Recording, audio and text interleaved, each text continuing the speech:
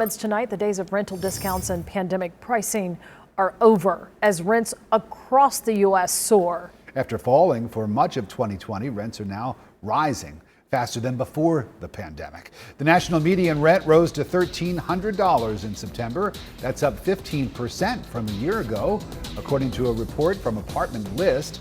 CBS 46's Yasmina Alston explains the reason for the spike.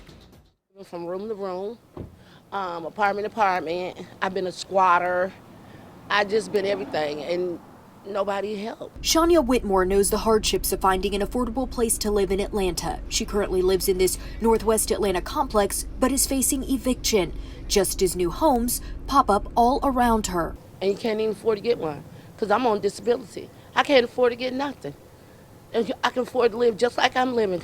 An analysis by Zillow shows that Whitmore's struggle isn't uncommon. Rents increased dramatically this year in Atlanta. Atlanta is arguably the worst place to live for a low-income working person. Tim Franzen is the economic director for AFSC. He works with and helps struggling families. The data does not shock him. Paying rent off $7.25, you would have to work something like 150 hours a week in order to afford some of the cheapest non-subsidized housing that's inside the city. That same analysis says Black households are spending the largest portion of what they make on rent compared to other races. You cannot talk about economic justice without talking about racial justice. Zillow says Black households are spending around 34% of income on rent. According to the data, housing costs surpassing 30% of income means less money to pay for food or other bills. Whitmore says the outrageous price to live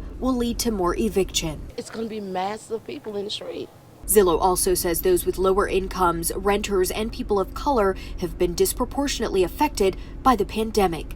In Atlanta, Yasmina Alston, CBS 46 News.